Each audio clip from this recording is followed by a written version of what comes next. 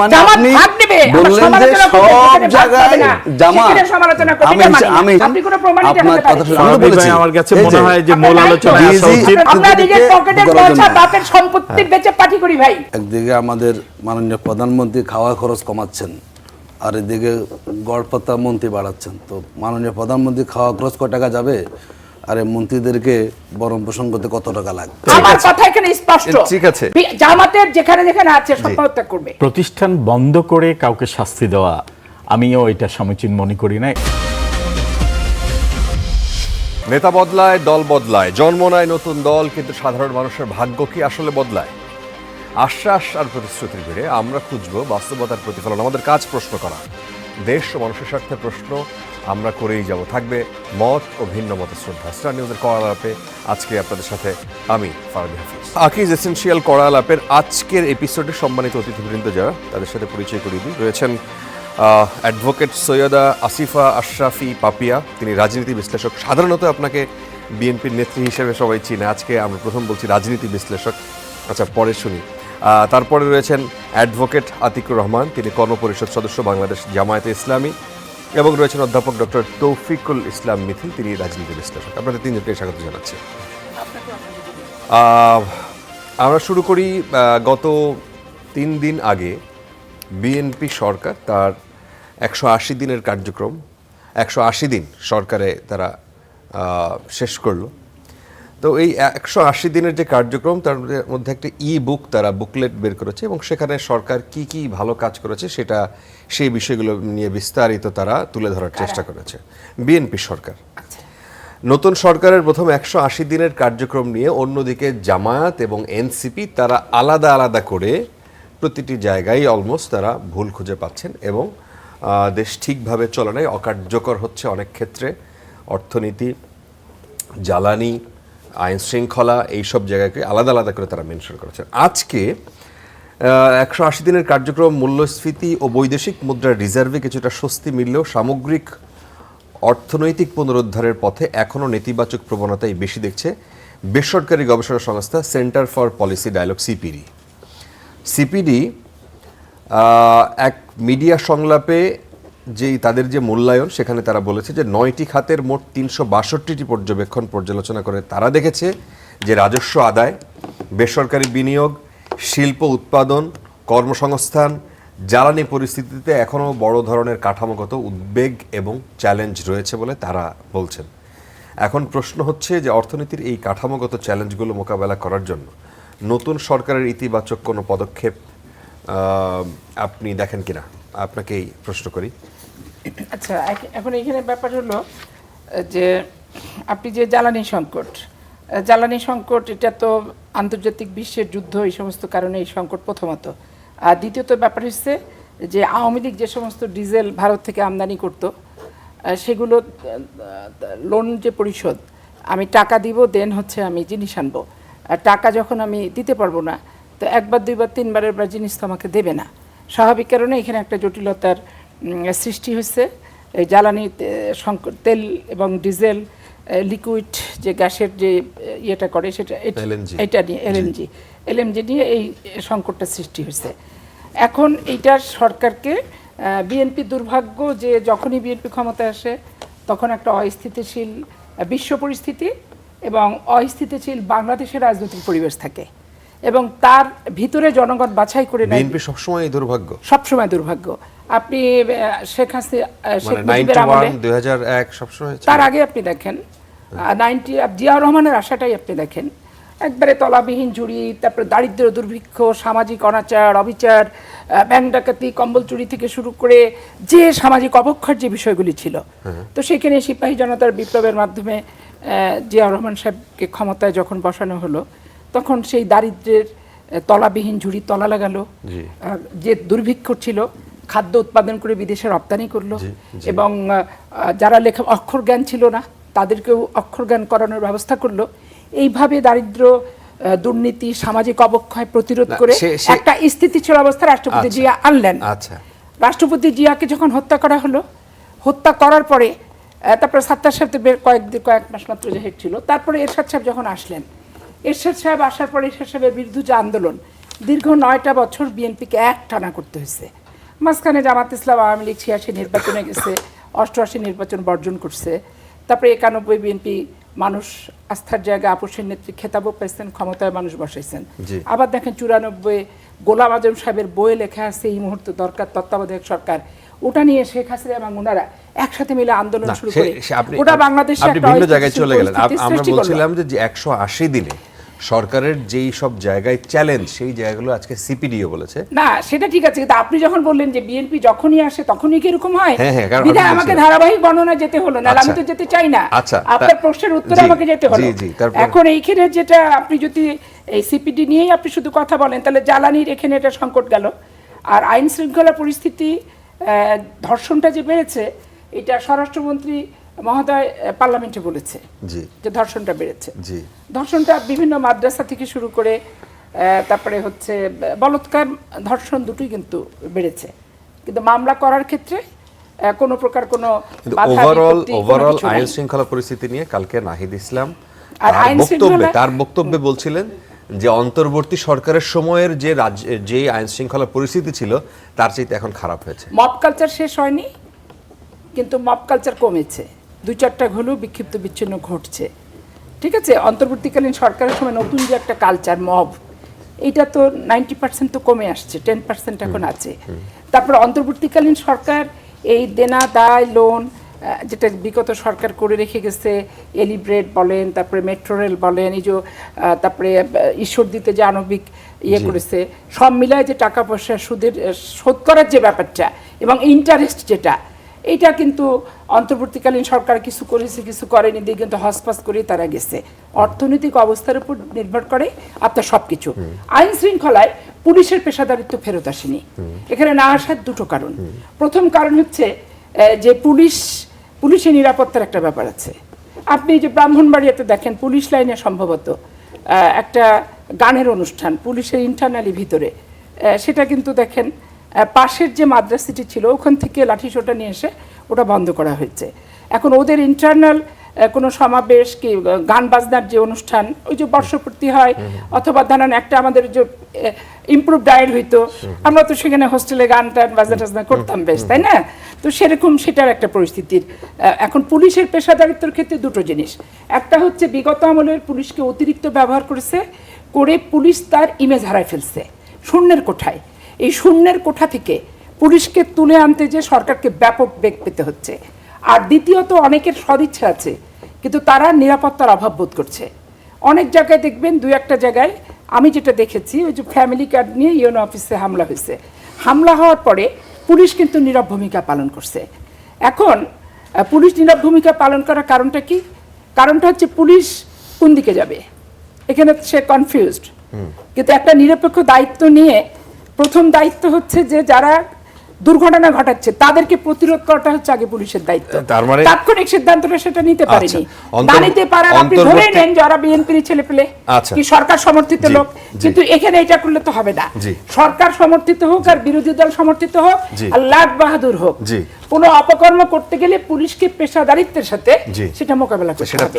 আর সফলতা যেটা সেটা সরকার পাচ্ছে না, পুলিশের পেশাদারিত্বের জায়গায় ফেরত আসেনি, সময় আসে নাই। কেন, কত সময় লাগবে? আচ্ছা, তারা এখন মানুষের মন বদলাতে হবে, তো পুলিশের যদি মন না বদলায়, এত মন্থর গতিতে বদলাচ্ছে, আমি তো একটা স্পিড দিয়ে ব্যারোমিটার দিয়ে বদলানো মন কি যায়? আচ্ছা, আপনি চেয়ারে বসে আছেন কিন্তু আপনার কর্মে অনীহা, কি দরকার রিস্ক নিয়ে? কাজ কম করলেও বেতন পাবো, বেশি তোর পাচ্ছি না, যা পাওয়ার তাই তো পাচ্ছি, বেশি করলেও যা পাবো তাই পাবো, তাহলে আমার দরকার কি? কর্মে স্পৃহা নাই, সেই কারণে প্রথম থেকে শেষ পর্যন্ত পুলিশের এই ব্যাপারটা পারফরম্যান্স পাওয়া যাচ্ছে না। আচ্ছা, আর আপনি কিছু সফলতা বলেন। আমি যেমন সিপিডির না, সফলতা অনেক আছে। আমি একটু অ্যাডভোকেট আতিকুর রহমান আপনার কাছ থেকে শুনি। সরকারের এই 6 মাস নিয়ে রাষ্ট্র পরিচালনায় ব্যর্থ হয়েছে বলে জামায়াত ইসলামী মনে করে, আপনার দল মনে করে। মন্ত্রী পরিষদে আরও পরিবর্তন আনতে হবে কারণ বেশিরভাগ মন্ত্রী ব্যর্থ, এই কথাও জামায়াতের আমির সাহেব বলেছেন। এখন আপনারা ছায়া মন্ত্রিসভা গঠন করার কথা বলেছিলেন, সেটা এখনো করতে পারেননি। বিএনপির মন্ত্রিসভা নিয়ে পরামর্শ দিচ্ছেন, এই বিষয়টা আসলে কতটা যৌক্তিক? জি, ধন্যবাদ আপনাকে, ধন্যবাদ আমাদের সহ আলোচকবৃন্দ এবং যারা শুনছেন সবাইকে আমাদের শুভেচ্ছা এবং সালাম। দেখুন, ব্যর্থতা তো মূল্যায়ন জনগণই করছে। আসলে ওনারা প্রতিদিনে মন্ত্রী বাড়াচ্ছেন, প্রতিমন্ত্রী বাড়াচ্ছেন, উপদেষ্টা বাড়াচ্ছেন, একদিকে আমাদের মাননীয় প্রধানমন্ত্রী খাওয়া খরচ কমাচ্ছেন, আর এদিকে গড়পত্তা মন্ত্রী বাড়াচ্ছেন। তো মাননীয় প্রধানমন্ত্রী খাওয়া খরচ কত টাকা যাবে, আর এই মন্ত্রীদেরকে বরণ পোষণ করতে কত টাকা লাগবে, এটি জনগণ মন্ত্রীকে শুধু ভরণ পোষণই করে, মন্ত্রীদের দায়িত্ব মন্ত্রীর দায়িত্ব আছে। তো একটা যে পরিমাণ খরচ একজন মন্ত্রীর পিছনে, আমি সেটা বোঝানোর চেষ্টা করি। আচ্ছা, দেখুন, জামাত ইসলামী প্রথমবারের মতো ছায়া মন্ত্রিসভার কথা বলেছে। আজকেও আমাদের আমিরে জামাত বলেছেন যে এটা গঠন হয়েছে, যেহেতু এটি ছায়া মন্ত্রিসভা গঠন হয়েছে, এটি ইন্টারনালি গঠন হয়েছে, যেহেতু এটি এক্সপেরিমেন্ট। এখন আমাদের অপ্রকাশিত প্রত্যেক জায়গাতেই প্রত্যেকে একটু যার যার জায়গায় ক্যাপাসিটি বিল্ড আপ করা হচ্ছে, একসময় এটা জানানো হবে। ইন্টারনালি জামাত ইসলামী ছায়া মন্ত্রিসভা গঠিত হয়েছে। আজকে আমাদের দলীয় আমির বলেছেন এই বিষয়টা আমি আসি, একটু যদি পরিষ্কার আমি করে আসি, যেহেতু এটি বাংলাদেশের প্রথম এক্সপেরিমেন্ট। ইতিপূর্বে কোনো রাজনৈতিক দল এই ধরনের তারা সাহস দেখায়নি, জামাত সে সাহস দেখিয়েছে। এবং জামাত প্রত্যেকটা বিভাগ, প্রত্যেকটা মন্ত্রণালয়ে তার যে কর্মদক্ষতা সেগুলো আছে। সাহসের কথা যে বলছেন, জামায়াত নির্বাচনের আগে জামায়াত সরকারি গঠন করে ফেলে, এরকম একটা হাইপ বা কথা শোনা যাচ্ছিল, তাই না? জামায়াত সেভাবে প্রচার করার চেষ্টা করছিল। সেই জায়গায় তারা তো একটা মন্ত্রিসভা, যদি তাই হতো তাহলে মন্ত্রিসভা গঠন করতো। সেই জায়গায় কি তারা লোক পাচ্ছে না, অথবা এরকম একটা মন্ত্রিসভা গঠন হয়েছে, ছায়া মন্ত্রিসভা? আপনারা বলেছেন যে লন্ডনের সরকারে আসলে এক ধরনের কৌশল, সরকারের জবাবদিহিতা এক ধরনের, আমি যখন সরকারে থাকে তখন আরেক ধরনের কৌশল। দুই কৌশল কিন্তু কখনো এক হতে পারে না। আমরা বলেছি জামাত যে চিন্তাটা করেছে, জামাত এটি ইতিমধ্যে ইন্টারনালি এটি গঠিত হয়েছে বিভিন্ন মন্ত্রণালয়, কিন্তু সময় মতো জামাত তা পাবলিকলি প্রকাশ করবে। এখনই জামাতে এই পর্যায়ে পাবলিকলি নিয়ে এসে, যেহেতু সরকারের মতো 6 মাস, আমাদেরও তো কিছুটা বিষয় আছে সেখানে, আমরা মনে করি আমরা অবজার্ভ করছি, এবং যথাসময়ে যখন প্রয়োজন হবে তখন ধরে ধরে তারা ব্রিফিং করবে মিডিয়ার সামনে। হ্যাঁ, সেটি বললাম, সময় বলে দেবে। সরকারের যতগুলো মন্ত্রণালয় আছে প্রত্যেকটা মন্ত্রণালয়ে জামাতের ইতিমধ্যে ছায়া মন্ত্রিসভা হয়েছে, এবং তাদের ঘোষণা কবে আমরা জানতে পারবো? সেটা জানবে, সেটা দলীয় সিদ্ধান্ত, আমাদের দলীয় সিদ্ধান্ত। দল যখন উপযুক্ত মনে করবে তখন তারা সেটা ঘোষণা দেবে। আমরা মনে করি এটির কাজ চলছে, এবং প্রত্যেকটা জায়গায় তাদের অভিজ্ঞতাগুলো তারা সঞ্চয় করার চেষ্টা করছেন, এবং সময় মতো দেশ জাতির কল্যাণে জামাত তার এই পলিসিকে তারা তখন পাবলিকলি বলবেন, তখন সবাই জানবেন। এটি গোপন করার কোনো বিষয় না, কিন্তু দলীয় কৌশলগত কারণে এখন যেহেতু আমরা নিয়ে এটাকে আমরা কাজ করার চেষ্টা করে যাচ্ছি। প্রত্যেকটা মন্ত্রণালয়ের টিম হয়েছে, এবং যার যার জায়গায় তখন সেখানে কাজ করার চেষ্টা করে যাচ্ছে। এবং যেটি আপনি বলেছেন আমাদের সরকারের আসলে সফলতাটা, আমরা সরকার সফলতা বলার জন্য প্রস্তুত থাকি, আসলে বিরোধী দল হইলেও আমরা আসলে সফলতাটা খুঁজে পাচ্ছি না। এত পরিমাণ সরকারের ব্যর্থতার দিক সামনে আছে, এটি আসলে 1 ঘন্টা বললেও কিন্তু শোতে আপনি আমাদেরকে সমাজগুলো শেষ করা যাবে না। যদিও নির্বাচনের আগে আমরা শুনেছি তারা আমাদেরকে একটা বিষয় বলেছেন মাঠে ময়দানে, যে আমরা দেশ পরিচালনা অভিজ্ঞ। নিঃসন্দেহে অভিজ্ঞতারা 3 বার ক্ষমতা ছিলেন, কিন্তু এই 6 মাসে কিন্তু আমরা অভিজ্ঞতার যে একটা বাস্তব দিক, সেটা কিন্তু আমরা আসলে খেয়াল করিনি, বরং অনেক ক্ষেত্রেই একটা অনভিজ্ঞতা এবং দুর্বল সরকারের চিত্র কিন্তু আমরা 6 মাসে খেয়াল করেছি। দেখুন, আপনি যদি বলেন আচ্ছা আমি বাদ দিলাম সংস্কার, আমি বাদে দিলাম, যেহেতু এটা ওনারা বললে ওনারা অনেকটা রেগে যান, বাদ দিলাম, দ্রব্যমূল্যের ঊর্ধ্বগতিকে আসলে নিয়ন্ত্রণ করতে পেরেছে। এই 6 মাসে বিরোধী দল যে দায়িত্বশীল ভূমিকা পালন, আপা বলেছেন যে অস্থিতিশীল রাজনৈতিক পরিস্থিতি, এটা কিন্তু বলা যাবে না। বাংলাদেশের যত বিরোধী দল হয়েছে গণতান্ত্রিক প্রক্রিয়ায় 6 মাসের মধ্যে কিন্তু বহু ধরনের মাঠ পর্যায়ে হরতাল, অবরোধের কর্মসূচি কিন্তু দেওয়া হয়েছে। আমরা কিন্তু প্রতিবাদ করেছি, বিক্ষোভ করেছি, সমাবেশ করেছি, নিয়মতান্ত্রিক আমাদের গণতান্ত্রিক প্রক্রিয়ার মধ্যে। কিন্তু সরকারকে একদম আপনার করে দেওয়া, কাজ করার সুযোগ না দেওয়া, নিঃসন্দেহে এটি ওনারা বলবেন দায়িত্বশীল ভূমিকা বিরোধী দল তার জায়গা থেকে পালন করার সেখানে চেষ্টা করেছে। দেখুন, আমরা তো মনে করি এর থেকে তো খারাপ অবস্থা কিন্তু অন্তর্বর্তী সরকার পেয়েছে। হঠাৎ করে 1.5 বছর তারা চালিয়েছেন, তো 1.5 বছর তো মানুষের সংকটটা কিন্তু পায়নি। আমি দ্রব্যমূল্য বলেন, জ্বালানি তেলের দাম বলেন, যে কোনো কারণে হোক তাদের লাখ ফেভার করুক, আমি যাই বললাম, মানুষ কিন্তু এখন যে ক্রাইসিসটা, 1.5 বছর ভালো ছিল, এই যে ক্রাইসিসটা বলছি, ক্রাইসিসটা যেটা, সেই ক্রাইসিসটা কিন্তু তখন বলেছেন ইলেকশনটাও সব ঠিক হয়ে যাবে, বলেছেন না? এবং ইলেকশনের জন্য নানাভাবেই কিন্তু এই যে এখন মবের কথা বলি না, আচ্ছা বলুন তো, গত 6 মাসে আমরা এটা আশাও করি না, এটা আমাদের কাম্য নয়। মাননীয় প্রধানমন্ত্রীর ভবন কত একবার ঘেরাও হয়েছে, আমি দেখুন তো 1.5 বছরের ভিতরে কতবার যমুনা ঘেরাও করা হয়েছে। আমাদের একদম মাননীয় প্রতিমন্ত্রী আছেন এখন একটা মন্ত্রণালয়, বলছি আমি, জি। তিনি একটা সিটি কর্পোরেশন মেয়র জন্য তিনি কতবার সেখানে তিনি ঘেরাও করেছেন, কাজ করতে দিচ্ছেন না। তো নিঃসন্দেহে একটা সুন্দর একটা পরিবেশ কিন্তু এই 6 মাসে ওনার রাজনৈতিক পরিবেশ পেয়েছেন। না, না, কিন্তু ওনাদের আপনি আপনি ওই 6 মাসের বা ওই 1.5 বছরের কথা কেন বলছেন? না, আমি ওই সময় কি আপনাদের সরকার ছিল, মানে জামায়াতের সরকার ছিল? আমি এটা প্রাসঙ্গিক যেটা আপনি বলেছেন যে এই যে অস্থিতিশীল রাজনৈতিক পরিস্থিতি, আমি সেটা ব্যাখ্যা করেছি। এর থেকে কিন্তু ওই সময়টা একটু খারাপ ছিল।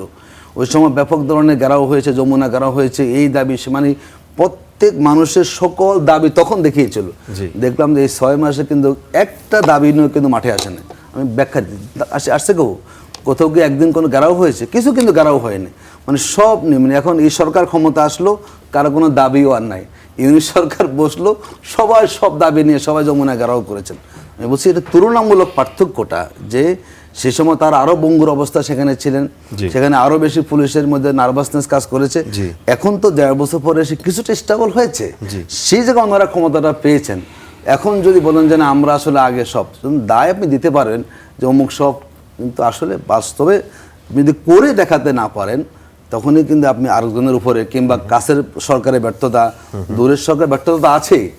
আপনি যদি আপনার সক্ষমতা দেখেন আমি কি করতে পেরেছি আসলে, সেই জায়গাকে উল্লেখ করার মধ্যে কিন্তু আমরা খুব বেশি একটা কিছু হয়েছে, ওনারা কিছু পদায়ন করেছেন। এই ক্ষেত্রে ওনারা মোটামুটি মানে পারফরমেন্স খুব ভালো। যেটা আওয়ামী লীগ লম্বা সময়ে করেছে সেটা ওনারা মোটামুটি অল্প সময়ে এই কোর্স কমপ্লিট করে ফেলেছেন। দলীয়করণ যা বলে একদম সিটি কর্পোরেশন, পৌরসভা, জেলা পরিষদের চেয়ারম্যান, বিশ্ববিদ্যালয়ের ভাইস চ্যান্সেলর, বিভিন্ন আপনার মানে রাজধানী উন্নয়ন কর্তৃপক্ষ শুরু করে কোনো জায়গা বাদ নাই। সব জায়গায় তারা কিন্তু তার যারা অনেকে নির্বাচনে হেরেছেন, অনেকে দলীয় অত এমপি হতে পারেন নাই, তাদেরকে নানা জায়গাতে এই জায়গায় সরকার মোটামুটি বলা যায় সফল ভালোই হয়েছে, মানে দলীয়করণে যা যেটা বলা। কিন্তু বিদ্যুতের দাম বাড়িয়েছেন, গ্যাসের দাম বাড়িয়েছেন। আজকে দেখলাম যে মাননীয় আইনমন্ত্রী এক জায়গায় কথা বলছেন, সেখানে 2 বার বিদ্যুৎ চলে, মানে স্যারে দেখা যাচ্ছে না। এই যে এতগুলো কথা আপনি বলছেন, তাহলে আপনি এই জিনিসটা কেন আপনি বুঝতে পারেন? হ্যাঁ, আপনি সংকট বলতে পারেন। আমরা জনগণ তো কী চাই? জনগণ চাই আমার প্রয়োজনটা আপনি পূরণ করেন।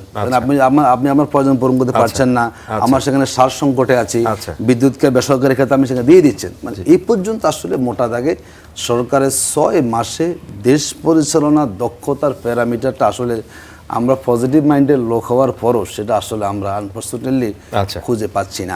আচ্ছা, ডক্টর তৌফিক, আপনি যদি রাজনীতি বিশ্লেষক হিসেবে আপনি কি মনে করেন এই 6টা মাস সরকার যে প্রক্রিয়ার মধ্য দিয়ে, যে সময়ের মধ্য দিয়ে, যে চ্যালেঞ্জের মধ্য দিয়ে আজকে এই পর্যায়ে এসছে, এইখানে আজকে সিপিডি যেভাবে তাদের মূল্যায়ন করেছে এবং সেখানে বলেছে যে রাজস্ব আদায়, বেসরকারি বিনিয়োগ, শিল্প উৎপাদন, কর্মসংস্থান, এই জায়গাগুলো এবং জ্বালানি পরিস্থিতি, আইন শৃঙ্খলা, এই জায়গাগুলো সরকারের সবচাইতে মানে এক ধরনের মানুষের আস্থার জায়গায়ও এক রকমের একটা ঘাটতি দেখা যাচ্ছে। আপনি কি মনে করেন অর্থনীতির এই কাঠামোগত চ্যালেঞ্জগুলো মোকাবেলা করার জন্য নতুন সরকারের এই পদক্ষেপগুলো কতটা কার্যকর ছিল? ধন্যবাদ আপনাকে এবং ধন্যবাদ সম্মানিত সহ আলোচকদের। আসলে প্রথমেই আমি যেটা দিয়ে শুরু করতে চাই যে 6 মাসে এ পর্যন্ত আপনি স্বাধীনতার পরবর্তী সময় থেকে যতগুলো সরকার ক্ষমতায় এসেছে, কোনো সরকারই কিন্তু 6 মাসের তাদের অ্যাক্টিভিটিস নিয়ে কোনো রিপোর্ট বা জবাবদিহিতায় আসেনি, আমরা কখনো দেখিনি। এই প্রথম জনাব তারেক রহমানের নেতৃত্বে যে সরকার এসেছে, উনি কিন্তু 6 মাসের অ্যাজ পার যে ইলেকশন ম্যানিফেস্টোতে যা ছিল সেটা প্রেক্ষিতে 6 মাসে কিন্তু উনি একটা পর্যালোচনা দিয়েছে এবং তারই প্রেক্ষিতে, যেতে সম্মানিত সহ-আলোচক বলেছেন যে কয়েকদিন পরে পরে মন্ত্রী চেঞ্জ করা, আমরা কিন্তু কয়েকদিন পরে পরে দেখিনি, 6 মাস পরেই দেখেছি। এটা বেসড অন পারফরম্যান্স, এটা একটা চলমান প্রক্রিয়া। মন্ত্রিপরিষদ পরিবর্তন, পরিমার্জন, এটা কিন্তু একটা চলমান প্রক্রিয়া। মানুষের যখন কাজের পরিধি বেড়ে যায় সেক্ষেত্রে পরিষদ একটু আকার বড়ই হতে পারে। আপনি দেখেন যে লক্ষ্য করেছেন যে ফরেন মিনিস্ট্রিতে যে 2 জন প্রতিমন্ত্রী দেওয়া হয়েছে ডিউ টু গ্লোবালাইজেশন। আপনি আগে দেখেন আমরা একমুখী কেন্দ্রিক পররাষ্ট্রনীতিতে ছিলাম, এখন বহুমাত্রিক কেন্দ্রিক হয়েছে। তো স্বভাবতই এখানে কাজের পরিধি বেড়েছে, সেখানে 2 জন প্রতিমন্ত্রী হতেই পারে। আপনি আরও যদি মন্ত্রণালয়গুলো দেখেন, হ্যাঁ কিছু কিছু মন্ত্রণালয় হয়তো আপনি দেখছেন একজন মন্ত্রী 3টা মন্ত্রণালয় সামলাচ্ছেন। মন্ত্রণালয় নিয়ে কিন্তু কোনো বিতর্ক নাই, বিতর্ক হচ্ছে কাজের পারফরমেন্সের এবং তাদের যে কর্তব্য, যে দায়িত্ব, সেই জায়গায় তারা কতটা অ্যাক্টিভলি এবং কার্যকরভাবে মানুষের কাছে সেবা দিতে পেরেছে? হ্যাঁ, সেক্ষেত্রে জ্বালানি সংকটের কথাটা এসেছে। জ্বালানির যে সংকট, এটা কিন্তু বৈশ্বিক সংকট, এবং এটা কিন্তু বাংলাদেশে এমন না যে বাংলাদেশের সংকটটা ক্রিয়েট করেছে, বৈশ্বিকভাবে এটার প্রভাবই কিন্তু বাংলাদেশে এসেছে। আপনি যদি অন্যান্য দেশের সাথে তুলনামূলক দেখেন, সেক্ষেত্রে কিন্তু আমরা জ্বালানি সংকট অনেকটাই কাটিয়ে উঠেছি। কিন্তু বিদ্যুৎ সংকটের যে ব্যাপারগুলো আছে, এটা কিন্তু সম্মানিত সহ আলোচক একবারও আগে যে কুইক রেন্টাল ছিল, যেটাকে আমি বলি প্যারাসিটামল প্ল্যান, প্রত্যেকটা গভর্নমেন্ট যখন এসে চিন্তা করে আমার সময়টা যেন মানুষের ভোগান্তি না হয়, ইন দ্য লং রান, যেটা হচ্ছে 10 ইয়ার্স, 20 ইয়ার্স, 50 ইয়ার্স পার্সপেক্টিভ কোনো কিন্তু প্ল্যান আমরা দেখিনি। আমরা দেখেছি কি, ওই ট্রাম্পটা যে রাজনৈতিক দল যখন ক্ষমতায় এসেছে, ওনাদের ট্রাম্পটা ওনারা কীভাবে প্রপারলি ডান করতে পারে, এবং তারই প্রেক্ষিতে দেখেছি প্রতিবেশী রাষ্ট্রের প্রতি যে এই কুইক রেন্টালের জন্য ডিপেন্ডেন্সি হয়, সেটা সাফার কিন্তু আমরা করছি। এবং স্বাভাবিকভাবেই 6 মাসে কিন্তু কোনো বিদ্যুৎ ঘাটতির সমস্যার সমাধান সম্ভব নয়। এখন যদি ইন দ্য লং রানও চিন্তা করতে হয়, সময়ের প্রয়োজন। ইতিমধ্যে আপনি দেখেছেন ফাইন্যান্স মিনিস্টার এই কথাটা বলেছেন যে অ্যাটলিস্ট এটাকে আমরা একটা সহনীয় পর্যায়ে আনতে হলে আমাদের 2 বছরের প্রয়োজন, এবং এটা সময়েরই প্রয়োজন। এবং এটা যদি এমন হয়, আবার এই গভর্নমেন্টও যদি চিন্তা করে যে না, আমাদের ট্রাম্পটার জন্য মানুষের ভোগান্তি না হয়, তাহলে কিন্তু আবার আমরা সাফারিংসে যাব। পাশাপাশি আপনি একজন অধ্যাপক, আপনি একাডেমিশিয়ান, আপনি ডেফিনেটলি অনেক বেশি জ্ঞান রাখেন আমাদের চাইতে। আপনি একটু বলবেন যে 2 বছর যদি সময় নেয়, বাংলাদেশের শিল্প কারখানা, আপনি জানেন যে কি পরিমাণ সাফারিংস অলরেডি সেই জায়গায় চলছে, এবং প্রতি মাসে কতগুলো ফ্যাক্টরি বন্ধ হচ্ছে, কি পরিমাণ মানুষ তার কর্ম হারাচ্ছে, গার্মেন্টস ফ্যাক্টরি বন্ধ হচ্ছে। 2 বছর যদি জ্বালানি তাদেরকে সরবরাহ না করা যায়, মানুষের সাফারিং সেটা তো আলাদা। হ্যাঁ, মানুষ একটু বিদ্যুৎ কম পাচ্ছে, মানুষ সেটা গেল, কিন্তু এই যে কর্মসংস্থান হারানো, প্লাস হচ্ছে বাংলাদেশের সবচাইতে বড় যে রেমিটেন্স আয়ের যে জায়গা, যে আরএমজি সেক্টর, সেই জায়গাটাকে যদি এইভাবে ক্ষতিগ্রস্ত হয়, এটা পোষাবে কিভাবে বাংলাদেশ? ডেফিনেটলি এটার জন্য আমাদেরকে অনেক পে করতে হবে, এটাতে কোনো সন্দেহ নেই। কিন্তু 2 বছর উনি বলেছে, উনি ওনার মতো করে সর্বোচ্চ সময়টা দিয়েছে, কিন্তু এটাকে কিন্তু খুব প্রায়োরিটি বেসিসে সলভ করতে হবে, আদারওয়াইজ তো আমাদের এটার জন্য অনেক সাফার করতে হবে। এবং এটাকে এখন কিভাবে দ্রুত মিনিমাইজ করা যায়, অনেকেই যেমন বিরোধী দল থেকে যে কথাটা বারবার বলা হচ্ছে, কোনো অবস্থাতেই ভারতের সাথে আলোচনায় বসা যাবে না, বা বসতে ওনারা নিজেরাই এটার বিরোধী। কিন্তু আমার কাছে মনে হয় প্রতিবেশী দেশ হিসাবে আমরা এতদিন কুইক রেন্টাল থেকে শুরু করে অনেক বাণিজ্যের ক্ষেত্রে ওনাদের সাথে যে ডিজেল সহ আমরা যে ডিপেন্ডেন্সি ছিলাম, হুট করে কিন্তু এখান থেকে সরে আসা যাবে না। আমাদের স্বাভাবিকভাবে স্বাভাবিক প্রক্রিয়ায় প্রতিবেশী দেশের সাথে কিন্তু আলোচনাও চালাতে হবে, বাণিজ্যের ক্ষেত্রে যে ইস্যুগুলো ছিল সেগুলো কন্টিনিউ করতে হবে। পাশাপাশি আমরা দর কষাকষিতে যাব, যেটা আগে হয়নি। আপনি দেখেন, ইনফ্যাক্ট ভারত কিন্তু আগের মতো অবস্থানে নাই। ভারত কিন্তু অনেকটা নমনীয় পর্যায়ে কিন্তু বাংলাদেশের সাথে, আপনি যদি দেখেন লাস্ট 2-3 উইকসের ঘটনাগুলো, বাংলাদেশের পক্ষ থেকে যখন বলা হচ্ছে, পাশাপাশি ভারত থেকেও যেভাবে রেসপন্স হচ্ছে, সেটা কিন্তু আমরা 3 বছর 4 বছর আগের যে সিচুয়েশন সেরকম দেখছি না। স্বাভাবিকভাবেই আমরা কিন্তু হুট করে ইউটার্নে নিজেকে ইন্ডিপেন্ডেন্ট কিন্তু ভাবতে পারবো না। স্বাভাবিকভাবেই আমরা যেহেতু ডিপেন্ডেন্ট ছিলাম, এজন্য সমস্যাগুলো আছে। ডেফিনেটলি সাজাপ্রাপ্ত আসামি ওনারা আশ্রয় দিয়েছে অনেক ক্ষেত্রেই। আপনি দেখেন ওসমান হাদি থেকে শুরু করে হাজার হাজার তরুণদের হত্যাকারী ভারতে পালিয়ে আছে এবং ওনারা আশ্রয় দিয়েছে। এটা যেমন সত্যি, সে ব্যাপারে যেমন স্বাভাবিকভাবেই বাংলাদেশের মানুষের ইমোশন, বাংলাদেশের মানুষের সেন্টিমেন্ট স্বাভাবিকভাবে প্রতিবেশী রাষ্ট্রের এগেনস্টে চলে গেছে, এটা যেমন সত্যি। পাশাপাশি আমরা বিজনেসের ক্ষেত্রে অনেক ডেইলি নেসেসিটিস, কমোডিটিসের ক্ষেত্রেও কিন্তু আমরা ভারতের উপর ডিপেন্ডেন্ট ছিলাম। এই ডিপেন্ডেন্সি থেকে হুট করে কিন্তু সরে আসলে কিন্তু আমাদের কি, এই যে এখন বিদ্যুতের ক্ষেত্রে যে আমরা পে করছি, আপনি দেখেন ডেইলি নেসেসিটিস, কমোডিটিস, যেটা সম্মানিত সহ আলোচক করেছেন, জিনিসপত্রের দাম বাড়ছে। এই জন্য আমরা কিন্তু এখন ইম্পোর্টের দিকে অ্যাকসেপ্ট ভারত, অন্যদিকে ঝুঁকতে হচ্ছে। এবং এই যে চ্যানেলগুলো ওপেন করা, সেটার জন্য কিন্তু সময়ের প্রয়োজন। আমার কাছে মনে হয় we are surrounded by India. আমি বলছি না ইন্ডিয়ার উপর আমাদের ডিপেন্ডেন্সি থাকতে হবে, এই ডিপেন্ডেন্সিটা যত দ্রুত কমানো যায় সেটাই আমাদের জন্য ভালো, কিন্তু সেজন্য আলোচনার প্রয়োজন। আমাদের সাথে অনেকগুলো সমস্যা আছে। আচ্ছা, পরিষ্কার। পাপি আপা, আপনি কি এই বিষয়টা নিয়ে বলবেন যে 2 বছরের সময়ের কথা বলেছে? আজকে সিপিডি যখন এই প্রেস কনফারেন্স করে, তারা এই বিষয়টার উপরে সবচাইতে বেশি গুরুত্ব দিয়েছে যে জ্বালানি পরিস্থিতি, আপনার বেসরকারি বিনিয়োগ, শিল্প কারখানা এবং উৎপাদন যে প্রক্রিয়া, টোটাল জিনিসটা একটার সাথে আর একটা আপনি জানেন যে রিলেটেড। সো এই জায়গায় সরকার কতটা তার দক্ষতার পরিচয়, যেহেতু ওনারা বলছেন যে সরকার বলছে যে তারা অভিজ্ঞ, এই মন্ত্রিসভা অভিজ্ঞ মন্ত্রিসভা, সো সেই জায়গাটায় কতটা আপনি রাজনীতি বিশ্লেষক, আপনি তো বিএনপির নেত্রী, আবার মানে ওই জায়গা থেকে যদি একটু বলেন যে আসলে এই জায়গাটা সরকারের জন্য কতটা এখানে চ্যালেঞ্জ। হচ্ছে কি যে মন্ত্রী পরিষদের অভিজ্ঞতা, যোগ্যতা, দক্ষতা, এইটার চেয়ে রাজনৈতিক সমঝোতাটা হচ্ছে সবচেয়ে আগে। আপনি যদি বলেন কেমন বেসরকারি বিনিয়োগ ধরেন, এখন বেসরকারি বিনিয়োগ বসুন্ধরা বলেন, বেক্সিমকো বলেন, সামিট বলেন, হামিম বলেন, আরও এক্সট্রা XYZ আছে, এগুলো বেসরকারি বিনিয়োগ। এখন ব্যক্তি অপরাধী করছে, দল করছে স্বৈরাচারের, ব্যক্তি অপরাধ করছে।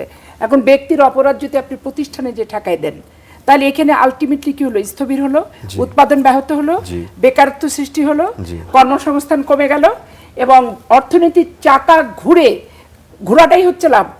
আপনি যখন অর্থনীতির চাকাকে স্থবির করবেন, তখন আলটিমেটলি কি হবে?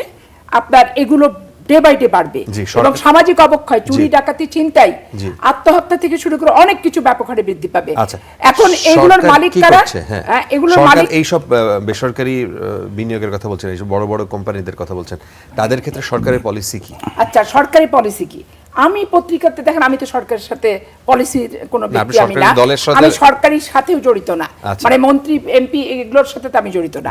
আমার নিজস্ব দৃষ্টিভঙ্গিতে আমি যেটা বুঝি এবং যেটা বলি, বিদ্যুৎ নিয়ে কয়েকদিন আগে বসুন্ধরা গ্রুপের এক ব্যক্তির সাথে বসছে, সাথে সাথে ধরেন জামাত, এনসিপি পত্রপত্রিকায় ব্যাপকভাবে নিউজ, যেটা ভারতীয় এজেন্ট, এই বিদ্যুৎমন্ত্রী, এটা দালাল, এটা দেখেন বসুন্ধরা গ্রুপের আমাকে সাথে বসে এখন এখানে স্বৈরাচারকে, দোসরকে পুনর্বাসন করার চেষ্টা করছে।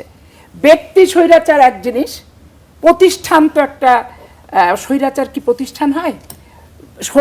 মানে স্বৈরাচার ব্যক্তির প্রতিষ্ঠান, তো ব্যক্তি পাবে পানিশমেন্ট, ব্যক্তি পাবে সাজা, ব্যক্তি পাবে শাস্তি, কিন্তু আপনি প্রতিষ্ঠানকে কিভাবে শাস্তি দেবেন?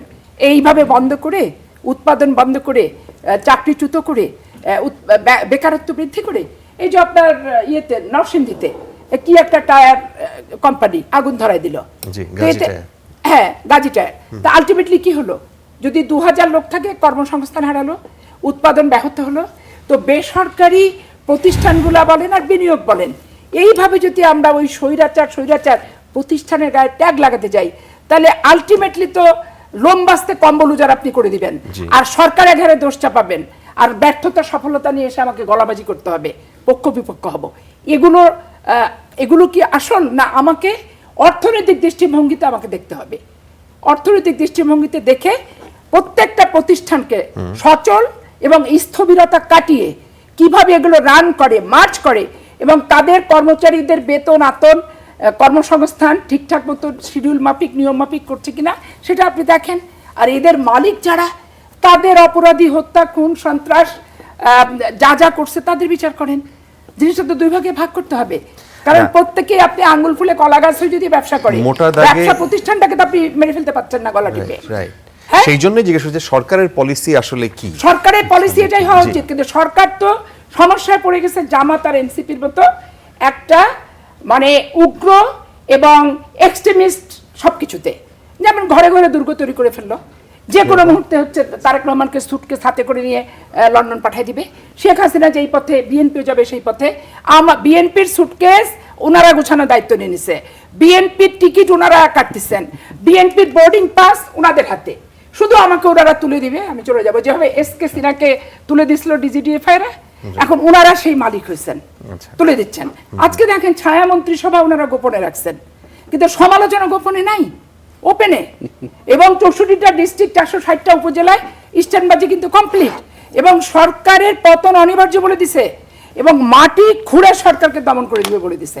এই যে ধরেন অবস্থার সাথে, দেশের বাস্তবতার সাথে রাজনৈতিক সংগঠন আজকে হাসছে, কে? হাসিনা হাসছে। আজকে কে ওই ডিবির মনিরুল দাঁত খেঁচায় কেলায় কেলায় বক্তৃতা দিচ্ছে, আজকে ওই নানকেরা ফ্যাসফাসা গলায় এমনভাবে বক্তৃতা দিচ্ছে মনে হচ্ছে পল্টন ময়দানে লক্ষাধিক লোক সামনে বসে আছে। কেন দিতে পারছে? কেন দিতে পারছে? বিরোধী দলের এই আচরণের কারণে তো দিতে আপনি পারছে। কোথায় শোনেন এগুলা? কেন আমি ফেসবুকে দেখি, ও আচ্ছা, ফেসবুক চালাতে চালাতে দেখি, যখন দেখি সবসময় বিরোধী দলের জিনিসগুলো ফলো করতে হয়। না করলে কোনটা সঠিক, কোনটা বেঠিক, কি বলে, দৃষ্টিভঙ্গি কি, কোনটা আমার দোষ, কোনটা অহেতুক সমালোচনা, আমি যাচাই বাছাই করবো কিভাবে?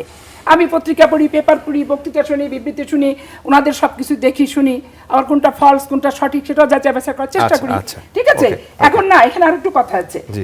এখানে এখন আমাদেরকে এইভাবে দিচ্ছে। যমুনা ঘেরাও নিয়ে উনি যে কথাটা বললেন, যমুনা ঘেরাও তো ওনাদের একটা আর্টিফিশিয়ালি ঘেরাও। ভিতরে তাদের সাপলা দিবে না কড়ি দিবে, কড়ি দিবে না সাপলা দিবে। সচিবালয়ের বারান্দায় ঠিক একবার একচেটিয়া আধিপত্য এনসিপি জামাত ইসলামের।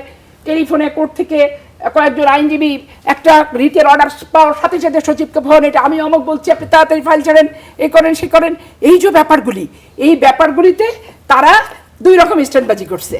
এইরকম বাইরেও তারা শক্তি দিছে, ইউনিয়ন সরকারের কাছে আদায়ও তারা করছে, করে তারা এটা একটা আইওয়াস যেটাকে বলে সেটা করছে। দলীয় নিয়োগ, অন্তর্বর্তীকালীন সরকার এসে অধিকাংশ জায়গায় জামাত ইসলামে নিয়োগ দিছে। সেগুলোকে আওয়ামী লীগ যেগুলোকে ছিল জেলা প্রশাসক প্রশাসক সব পালায় চলে গেছে, ওগুলোকে পরিবর্তন করা হয়েছে, পরিবর্তন করে বিএনপিকে নিয়োগ দিছে। যেটা দিছে ভাই সেটা বলবো। বিএনপি চুরি না, অন্তর্বর্তীকালীন সরকার তো দলীয় নিয়োগ দিছে। আপনি বিশ্ববিদ্যালয়গুলো, আমার রাজশাহী ইউনিভার্সিটির বিসি জামাত করা, আমার চাঁপাইনবাবগঞ্জে সে জামাতের প্রতিষ্ঠানের জায়গা কিনছে পর্যন্ত 3.5 বিঘা আমার বাড়ির পাশে ক্লিনিক বানাবে, আমি সেটা জানি। আমার ঢাকা বিশ্ববিদ্যালয়ের এত পিএইচডি ডিগ্রি, এরকম পুস্তক যে নির্বাচন করছে খিলক্ষেত নীলক্ষেত থেকে ব্যালট ছাপায়, এটাও তো মানুষ ধরা খেয়েছে। এখন অন্তর্বর্তীকালীন সরকার জামাতে নিয়োগ দিচ্ছে, ম্যাক্সিমাম নিয়োগ জামাত দিচ্ছে। বিএনপি এসে যেগুলো আওয়ামী লীগ পলাতক ছিল, জেলা প্রশাসক নিয়ে ওনাদের অনেক ঝাল। কেন? ওনারা যেগুলো জায়গায় জিতছে সেগুলো জেলা প্রশাসক বিএনপির। ওরা একচেটিয়া কোনো ব্যালেন্স চায় না, ওরা ছায়া মন্ত্রিসভা করে সরকারের সাথে ব্যালেন্স চায়। কিন্তু এলাকার যে একটা ভারসাম্য দরকার, একটা মানুষের দাঁড়ানোর জায়গা দরকার, সেই জায়গাটা ওনারা দিতে চান না। না দিতে চার কারণে জেলা পরিষদ দেওয়াতে গায়ে ওদের সবচেয়ে বেশি জ্বালা। আচ্ছা, গায়ে এই জ্বালা এখন আমি তো আমার দলের দিব ভাই। চুরি করছে না, ডাকাতি করছে না, অপকর্ম করছে, এগুলো তোমরা ধরো। অনিয়ম কোথায় করছে সেটা তুমি ধরো। আর নির্বাচন যখন আসবে, তখন নির্বাচনের ভিত্তিতে যারা আসবে তারা বসে যাবে। এখন ওনাদের গায়ে ঝাল ধরছে সবচেয়ে ভিসি প্রভিসি এইসব নিয়োগ নিয়ে। আবার ওনাদের যেখানে যেখানে নিয়োগ আছে ওটা নিয়ে কথা নাই। এই যে ডিএজি এজিতে ওনাদের নিয়োগ আছে এখনো এনসিপির ডিএজি এজি হাইকোর্টের নিয়োগ আছে ওনাদের। এই যে আপনার 12 আসনে জামাত ইসলামের ছেড়েই তো এজি হাইকোর্টে। কেন দিল সরকার? বিরোধী দলের কোটা আছে নাকি? শোনেন, এই উপদেষ্টারা, এই আদিলুর রহমান শুভ্র, তারপরে হচ্ছে আসিফ নজরুল, এদের দৃষ্টিভঙ্গিটা হচ্ছে এনসিপি জামাতকে দিতে হবে বিএনপিকে। আমি নিজে কথা বলে দেখছি। আমার কোর্টের বারান্দায় যখন দেখা হয়েছে, এই পতন মানে নির্বাচন হয়ে যাওয়ার পর ওনারা যখন ছাড়ছে, আমি জিজ্ঞাসা করছি যে আপনারা এগুলো কি করছেন? বলে দিতে হবে, আন্দোলনে ছিল, ভাগ দিবেন না, ভাগ দিতে হবে। ভাগ দিচ্ছে না, ভাগ দিচ্ছে না, এখন ভাগাভাগিতে চলছে। বার কাউন্সিল ভাগাভাগি, কোনো কথা নেই। বিএনপি আর বার কাউন্সিল শিশিরমণি জসিমউদ্দিন ভাগাভাগির অংশ ভাই, কোনো কথা বার কাউন্সিল নিয়ে নাই কিন্তু এদের। আপনি খেয়াল করে দেখেন, আর কোথায় ভাগাভাগি? এমপির হাইকোর্টের বারান্দা এবং বার কাউন্সিল পুরোটা জায়গা ধরে দিচ্ছেন। বিএনপি জামাত এনসিপি ভাগাভাগি। আদেব ভাই, জামাতের যে কমিটি, সেই ছেলেগুলো আছে, এনসিপির যে কমিটি আছে, সেই কমিটি থেকে মিনিমাম 5 থেকে 7 জন ডিএজি আছে। আর বার কাউন্সিলে 6টা বা 7টা সিটির ভিতরে দুটো জামাতকে দেওয়া হয়েছে, নিয়েছে। এখন যেখানে উনি ভাগ আছেন সেখানে ওনার কথা নাই। ভাগ না পেলেই দলের হয়ে গেল, এই হলো। আমার কথা এখানে স্পষ্ট। জামাতের যেখানে যেখানে আছে সব পদত্যাগ করবে, সব পদত্যাগ করবে। সরকারের কাছ থেকে নিবেন, আবার যেখানে ভাগ পাবেন না বলবেন দলীয়করণ করছে। নিজের ছেলে পেলের লোকজন যা আছে সব ক্লোজ করেন। পরিষ্কার করে নিজের স্ট্যান্ডে নিজের মঞ্চে। আমি কোনো প্রশ্ন করব না। অ্যাডভোকেট আতিকুর রহমান। আমি শুনছিলাম মনোযোগ সহকারে আপনার কথাগুলো। উনি ওনার যৌক্তিক জায়গাটা না দিয়ে আসলে সময়টাকে ভিন্ন দিকে নিয়ে আলোচনাটা শেষ করার চেষ্টা করেছি। কারণ আপনি যদি যখন আপনাকে যুক্তি পাবেন না, তখন অন্যদেরকে আপনি বলে সময়টা কাটানোর চেষ্টা করবেন। অনেক কথা আপনি বলেছেন, জানি না ওনার কাছে কতটুকু সেখানে, আমি জানি না কতটুকু প্রমাণ আছে। প্রথম উনি বলেছেন যে বিরোধী দল উগ্র এক্সট্রিম, ওনার কাছে কোনো প্রমাণ কি আসলে আছে? ওনারা মানে জোর করে আমাদেরকে উগ্র করতে চাচ্ছে, বাপখানা এরকম এক্সট্রিম করতে চাচ্ছে। আমরা যে একটা কনস্ট্রাকটিভ রাজনীতি করতে চাচ্ছি, আমাদের পছন্দ হচ্ছে না, আমরা আরও বেশি খারাপ কাজ করি।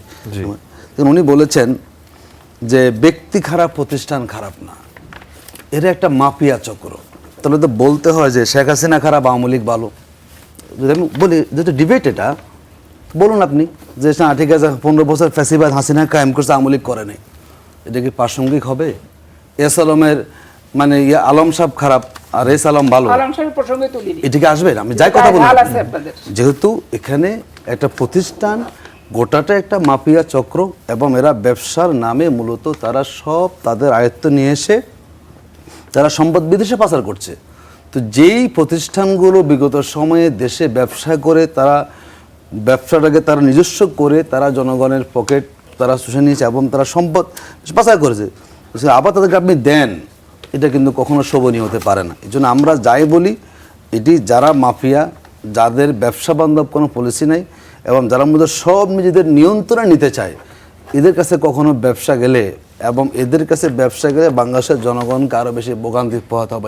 তাহলে কি আপনি এই বিষয়টার সাথে একমত যে যেই প্রক্রিয়ায় ধরেন এই এতগুলো ফ্যাক্টরি পোড়ানো হয়েছে? না, আমি সেদিকে আসছি না, আমি কিন্তু কোনো কারখানা বন্ধের পক্ষে না, কারখানা সরকার চালু রাখুক, কিন্তু আপনি যেই যে দিচ্ছেন, আপনি ধরুন আমি বেসরকারি বিদ্যুৎ দিচ্ছেন, আপনি যদি বেসরকারিকরণ বিদ্যুৎকে আপনি করে ফেলেন, বিদ্যুৎ যে পরিমাণ রেট বাড়বে, জনগণ কোনো বিকল্প থাকবে না, ওই সংস্থার কাছ থেকে আপনাকে বিদ্যুৎ কিনতে হবে।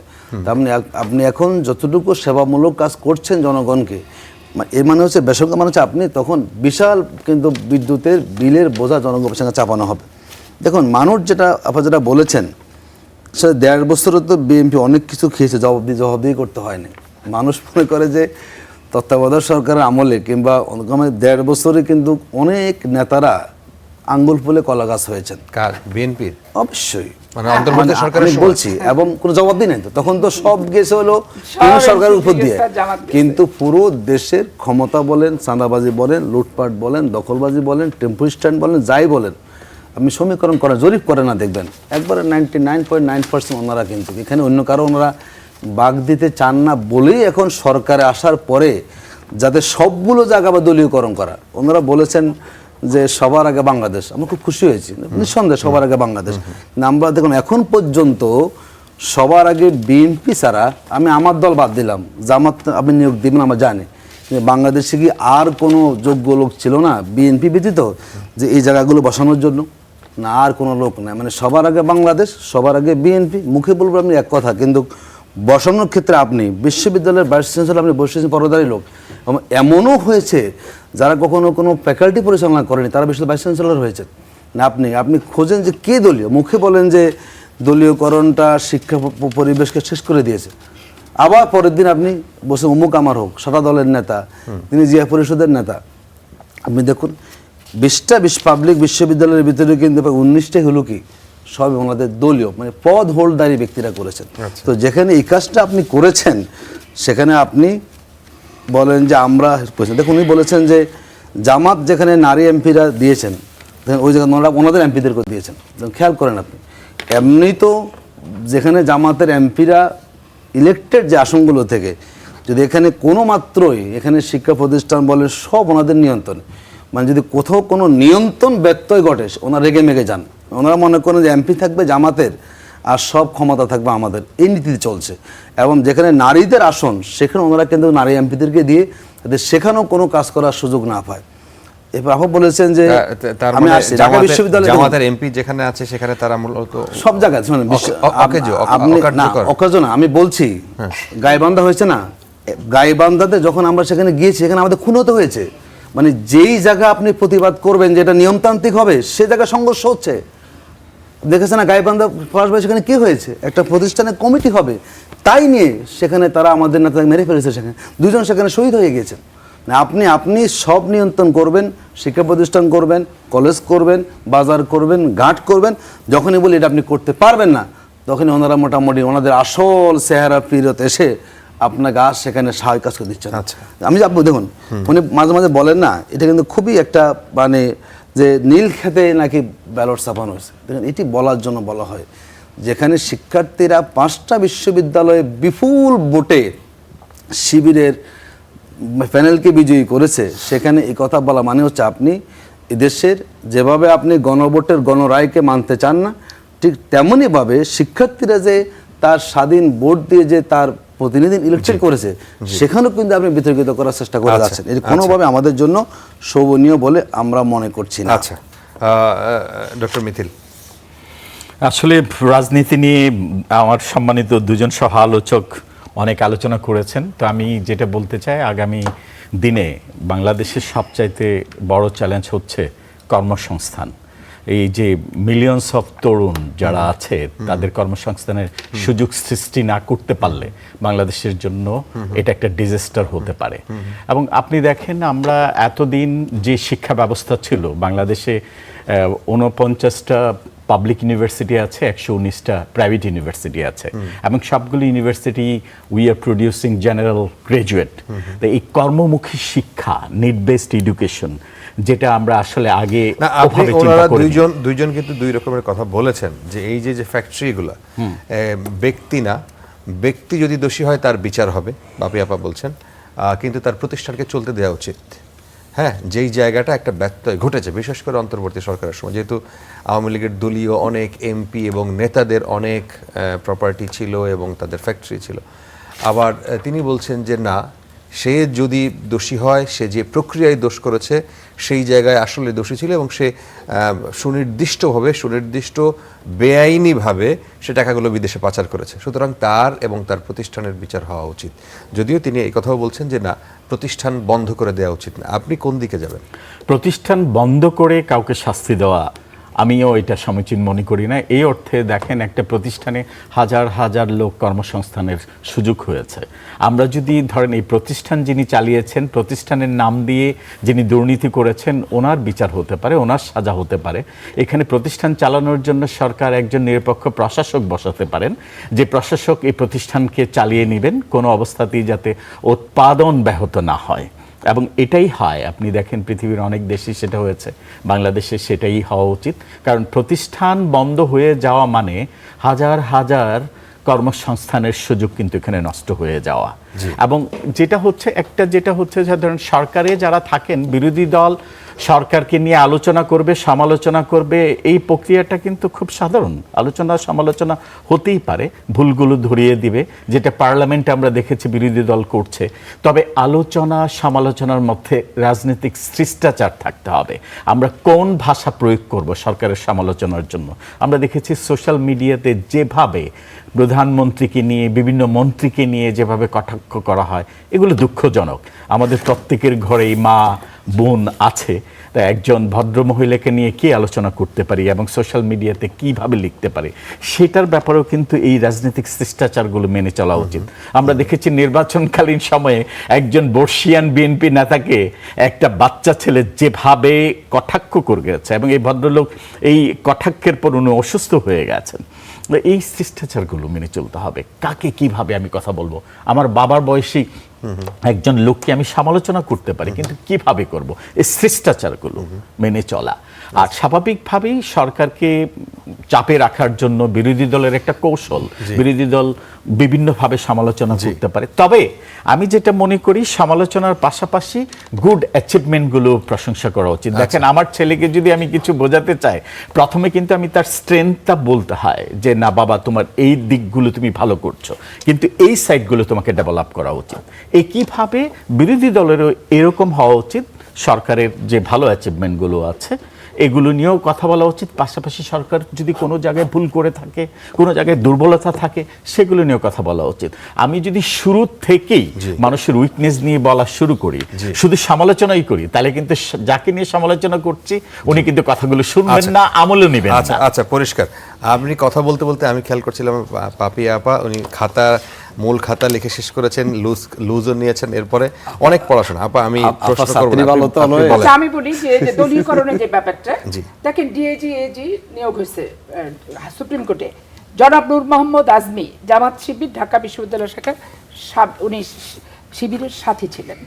তারপরে আপনি এখানে আসেন, জনাব মাহফুজ বিন ইউসুফ, রাজশাহী বিশ্ববিদ্যালয়ের সাথী ছিলেন এবং বর্তমানে উনি জামাত করেন।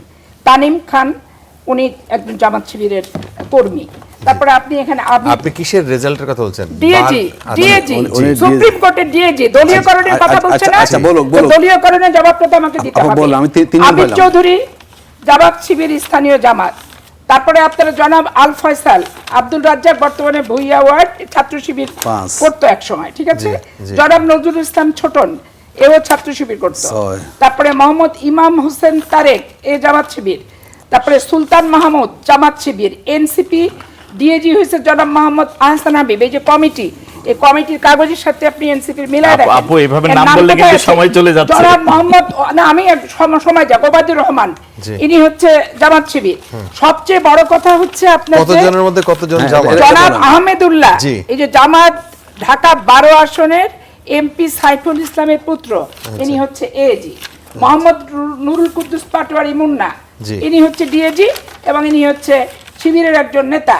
তারপরে হচ্ছে শিহাবুদ্দিন এনসিপির নেতা। এখন আপনি এজিতে আসছেন রাশেদুল হক, উনি জামাত। হাবিবুর রহমান জামাত, 12 আসনের এমপি ছেলের নাম তো আমি আপনাকে জি। বললামই।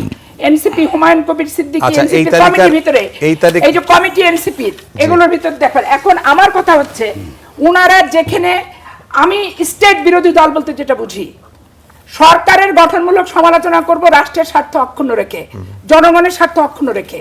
আমি পোস্ট পেলাম না, পদায়ন পেলাম না, পদায়নের ভাগ চাই, পোস্টের ভাগ চাই, এই কারণে আমি দলীয়করণের কথা বলবো, এইটার সাথে আমি হয়তো একমত না। আমার দলের লোক পোস্টে বসছে, ওর 100% সত্য আমি ধরে নিলাম। আমি দুর্নীতির সাথে জড়িত কিনা, ওরা প্রত্যেকটা জেলায় এমপি দল আছে, খুঁজে বের করুক। আমি দুর্বৃত্তায়ন আমার দলের লোক করছে কিনা ওনারা খুঁজে বের করুক। দুর্নীতি দুর্বৃত্তায়ন আমি পছন্দ করি না, কোন দল করুক এটা আমি পছন্দ করি না। অথবা এটা খুঁজে বাইর করার দায়িত্ব হচ্ছে জামাত ইসলামের। ওই দলীয়করণ বলে ভুয়া ভুয়া কথা বলে লাভ নাই। আমার দল আসছে, আমি দলে বসেছি। জি, আমি সুনির্দিষ্ট- ওপেনই বলতেছি। সুনির্দিষ্ট তো আমি এই- বসেছি। এই topic- হ্যাঁ, তারপরে 1/11 দুদক যে অ্যাক্টিভ ছিল। আচ্ছা, এই কোন উত্তর দিবেন কিনা? না, না, আমি আর একটু শেষ করি। আপনি 1/11 দুদক। আবার বলবেন, তাকে আরে 1/11 দুদক, উনি যে জি। প্রতিষ্ঠান নিয়ে বললেন যে দুর্নীতিবাজদের পক্ষ, ইসলামী হাসপাতাল, ইসলামী ব্যাংক নিয়ে যে কাহিনী জামাত ইসলামের কর্মীরা যে ওখানে করলো, আপনি একটা প্রতিষ্ঠানে খেয়াল দেখেন, এতগুলা প্রতিষ্ঠানে আপনি বন্ধ রেখে বিনিয়োগ আপনি কি করবেন? বেসরকারি নিয়োগ আপনি কিভাবে আমি করবেন? এটা ওদের counter হাতে দিই। রেন্টাল বিদ্যুৎ, ওদের হাতে ডিজেল থেকে পাওয়ার প্ল্যান্ট থেকে এভরিথিং। 15 বছরে তারা বিত্ত বিভাগের মালিক হয়েছে। জি। তা আপনি দুদকের মামলা কয়টা করছেন? আমি ডক্টর ইউনূসকে বলতে চাই যে আপনি দুদকের মামলা কয়টা করছেন? বিএনপি করলে ওরা বলবে পক্ষপাতিত্বমূলক, ক্যাঙ্গারু কোর্টে রায় দিচ্ছে। আচ্ছা, আচ্ছা। অন্তর্বর্তীকালীন সরকার নিরপেক্ষ জায়গা ছিল। আচ্ছা, আপনার তারা কাছে আইনটা আবার আসবে, প্রয়োগ তাকে কেন করে দেয়? 1 মিনিট টাইম দেন। জি। এই যে আপা মাঝে মধ্যে বলে না যে সব জামাত নিয়োগ দিছে না, আমাদের এটাই কাউন্টার দিই। 25/6/2026 এই পর্যন্ত আমার কাছে রেকর্ড আছে। ডিএজির সংখ্যা 103 জন, উনি বললেন মাত্র 11 জন। আরে বা- পড়ছিলাম তো, বাকি পড়তে সময় 92 জন কার বলুন তাহলে? হয়ে যাচ্ছে না? আপনার কাছে এতগুলি? তার মানে আপনি যে এখন আছে, তার মানে আছে, যতটি আছে, 103 এর ততটুকুই মধ্যে 92 জন বিএনপি, আর সেখান থেকে 11 জন পেলাম আমি কি জামাত। এজি সংখ্যা আর AG? 229 জন, এই যে আমার তালিকা আছে। উনি বললেন মাত্র 3 জনের নাম। ভালো। তার মানে যা আপনি বলেছেন 226 জন বিএনপি, তার উল্টা হয়ে গেল না? আমার কথা হচ্ছে সব বিএনপি হতে হবে, জামাত একটাও থাকবে না। এটা তো দেন হলো না। সমালোচনাটা ঠিক তার মানে হবে নাকি আপনি- ভাই? তার মানে জামাত আপনি ভাগ নেবে, আবার বললেন যে সমালোচনা করবে, সব যেখানে ভাগ জায়গায় পাবে না, জামাত। সেখানে সমালোচনা করবে, এটা মানি না। আমি হিসাব দিলাম এটা মানি না। 103 জনের ভিতরে 11 জন বললেন বাকি সব আপনাদের কি 200 লোক আছে? থাকলে 200 229 জনের মধ্যে হলো অন্তর্বর্তীকালীন মাত্র সরকারের 3 সবাই। জন বললেন, বাকি সব হলো ওনাদের। তার মানে দেখেন তাহলে সব জায়গায় এরকম হয়েছে আসলে। না, জামাত এটা গণনা ভুল মানে হয়েছে। জামাত 2-3 জন হলো থাকলে পুরাটা মানে তাও তো ভালো, আপনি তো জামাতকে- এটাও স্বীকার করছেন যে শোনেন, 1-2% শোনেন, আপনাদের আছে, রেখেছে, হ্যাঁ? আছে। হয়েছে কি? তো ওদের সংখ্যাই তো নাই। জামাতকে অনেক বলিষ্ঠ মনে ভালো দিকে এটা যে এক জামাত মানে 100 বিএনপি। আচ্ছা। উনি হিসাব করছেন এটা। আচ্ছা, হতে আচ্ছা। পারে। আর একটু বলি দেখেন, আপনাদের দুইজনকে উদ্দেশ্য করে বলে, আপনারা এই যে যে আলোচনা করছেন, আপনাদের কি মনে হয় না যে কেউ দেখে আপনাদের এই আলোচনা যে মানুষ হাসছে? না যে এই যে ভাগ বাটোয়ারার না, যে বিষয়, একটা ভাগ কমিটি বাটোয়ারা না। বলতে শুনুন, বাধ্য যেভাবে হচ্ছে তো, দলীয়করণ আমরা দলীয়করণ এমন একটা ভাবে দেশে চালাচ্ছে, কিন্তু বলতে হবে তো এখান থেকে কিন্তু হবে, সাধারণ লোক কিন্তু হয়েছে না। আপা যে তথ্য বললেন দিন, তো বলতে হবে। যে সবগুলো জামাতকে দিয়েছে, আমি একটা প্রমাণ দেখালাম ওনাকে যে আপনি যা বলেছেন আপনি কোনো প্রমাণই আপনার দেখাতে কথা পারেন। আমি ফারাবী বলেছি ভাই, আমার কাছে এই মনে যে, হয় যে মূল আপনার আলোচনায় আসা DG উচিত আপনারা আপনি সরকারের সফলতা যতবার নিয়ে। দলীয়করণ করবেন, ততবার তার আপনার মানে- দলের তার লোক মানে উপর হচ্ছে ভাগ করে দেব আমি। আপনারা হলো আমার চাপে নাম কিছু আমি যখন ধরিনি ব্যর্থতা এখনো। আসে তখন এটা আগের দিকে চলে আমার কোনো যায়। ব্যর্থতা নাই। দুদকে ভাবছেন 6 মাস এখন তো দিয়েছেন, 6 মাস কিন্তু বিএনপি ঘুমাইছিল, জি। দুদকে কোনো চেয়ারম্যান ছিল না, কেন দেন না বলুন তো? এই 6 মাস কেন দুদকে আমি কোনো তো আপনার দল খুঁজে চেয়ারম্যান পাই ছিল নাই না? যে, আপনার দল তার মানে খুঁজে হচ্ছে পাই নাই ওনারা সেজন্য দিই নাই। ওনারা আমরা যে বলি না যে বিএনপিতে ফ্যাসিবাদের বুদ্ধ ধরেছে, মানে পুরোটাই ওনাদের লাগবে, কোনো বাগবাড়া ওই যে, বসাবে না। পুরোটাই বলে যে ওই যে সবার আগে বাগবাড়ারে চায়। বাংলাদেশ, আবার বলে যে জামাতে কোনো যোগ্য লোক নাই কেন এখানে। ভাগ-বাঁটারা চায়। সবার আগে বাংলাদেশ বলে, কিন্তু পুরোটা আমাদের লাগবে। কোন বাংলাদেশের বাকি সব মানুষগুলো মানে বিরোধী দলের হলো attitude কিছু হবে না। দেখেন, ভাগ-বাঁটার দেখেছেন? অংশ হয়। আপনারা যে সরকার হয়ে যে শতবার বিরোধী চাচ্ছেন, দলের কিন্তু মাত্রা আমরা যে আপনাদের বিরোধী দলে আচরণই আসি নাই। একটা পার্সেন্টেজ, আরে, কোনো ওটা স্বীকার percentage করতে হবে নাই। আপনাকে। হাসিনা কাকে বিরোধী দল হিসেবে কাকে শোনেন, কি পার্সেন্টেজ দিছে? বলেছে না? আপনারা বিএনপির সাথে পার্সেন্টেজ শোনেন। নিয়ে এমন হচ্ছে। আপনি যে বিএনপি কে বিরোধিতা শোনেন, করে দেশ ছাড়া শোনেন, করতে চান, আপনার- কিন্তু পার্সেন্টেজ আপ- বলছেন না। আপনারা যে- দেখেন আমার সিটি কলেজ চাঁপাইনবাবগঞ্জ জামাত ইসলাম আচ্ছা, দখল করছে। বলেন। তারপর নামশঙ্কর আমি বাড়ি ছেড়ে কলেজ দেন, বলেন, জামাত অসুবিধা ইসলাম নেই। দখল করছে। শাহ নিয়ামতুল্লাহ কলেজ জামাত ইসলাম দখল করছে। আলিয়া মাদ্রাসা জামাত ইসলাম দখল করছে। অন্ধ কল্যাণ সমিতি জামাত ইসলাম দখল করছে। বাকিগুলো? কি শুনবেন আপনি? দখল করে কি বাকি- করছে? বাকিগুলো লুটপাট করছে? এখনো নিয়োগ হয়নি। লুটপাট করছে, খাইছে? নিয়োগ হয়নি। আচ্ছা। তাহলে আমি যখন বলছি যে 64টা জামাত- ডিস্ট্রিক্টে জামাত- যখন জেলা পরিষদ শুনেন। নিয়োগ হয়েছে, তারা দুর্নীতি করছে কিনা সেটা পাহারা দেয়। জামাত যেখানে- ওটা পাহারা দিয়ে বলছে, শুনেন। বাদ দিয়ে আপনি বলছেন দলীয়করণ হয়েছে। একটু বলে, শুনেন। দলীয়করণ হয়েছে। জামাত যেখানে নিয়ন্ত্রণে থাকে, সেখানে জনগণের সম্পদগুলো জামাতের কোনো স্বচ্ছ থাকে। সততাই নাই। এরা বিচার আর বিক্রি করতেছে, আপনারা চাঁদাবাজি যেখানে করছে। নেন, ওখানে এরা কোনো অপকর্ম ফান্ড করছে, ফন্ডার খুঁজে পাওয়া যা যায় না। ইচ্ছা তাই করছে। আপনাদের আমরা পথটা কোনো হচ্ছে নিই না। যে দলের আমরা ব্যক্তিদেরকে নিজের পকেটের করার পয়সা, জন্য। বাপের সম্পত্তি বেচে পার্টি করি ভাই। ওটা আচ্ছা। চাঁপাইনবাবগঞ্জে আপনার জামাতের নেতাদের আচ্ছা। জিজ্ঞাসা করি আমি। চাঁপাই- চাঁপাইনবাবগঞ্জে জামাতের নেতাদের জিজ্ঞাসা করি। আচ্ছা, ঘুরে ফিরে সব আপনি শুধু চাপাইয়ের দিকে শুধু না, চাপাই চাপাইয়ের দিকে বলতেছে পরে পুরো আসলাম আমি। আচ্ছা, পরে আসছেন। পরে চাপাই যে- আসলাম। চাপাই যে আচ্ছা, সহবাসী চাপাইয়ের দিকে। জামাতের তো, ওই জন্য আফাস চাপাইয়ের করতে দিকে আমি পারতেছেন, পরে বুঝছেন? আসলাম। জি। চাপাইয়ের দুইটা ডিসি দিচ্ছেন, জামাতের এসপি দিচ্ছেন, জামাত হ্যাঁ। ইসলামিক ফাউন্ডেশন জামাত, এগ্রিকালচারের শোনো, ডিজি জামাত, তারপরে সিভিল আমরা মনে সার্জন জামাত, করি ডাক্তার সব জামাত। জায়গায় জবাবদিহি থাকতে ডাক্তার হবে, জামাত এখন বদলাতে গেলে স্বচ্ছতা তো থাকা ক্যান্সার লাগবে, কাজ করছে। এটা হলো ভাগ দিতে হবে। গুরুত্বপূর্ণ বিষয়। ক্যান্সার আসলে- কাজ করছে। ইনফ্যাক্ট কিন্তু ভাগ আলোচনা ছাড়া কিন্তু কিছু কেউ বোঝে না। শুনছে না। আমরা ভাগ মনে হয় ছাড়া একজন কিছু একজন বোঝে না। করে কথা বলি। আপা একটু বয়স বড় তো, জি। বললে পুরো ফিলটা ওনার ডিবেটের মতো জি। নিয়ন্ত্রণ নিয়ে নেয়। বলে বসে বলে। আমাদের আসলে সময় শেষ হয়ে আসছে। আমরা আসলে আজকে যে উদ্দেশ্যে ছিলাম সেই জায়গা থেকে আমরা আলোচনা অন্যদিকে চলে গেছি। তো আপনাদের দুজনকে অসংখ্য ধন্যবাদ। দর্শক, আজকে যারা আকিজ এসেনশিয়াল কর আলাপ দেখছিলেন, আপনাদেরকে অসংখ্য ধন্যবাদ।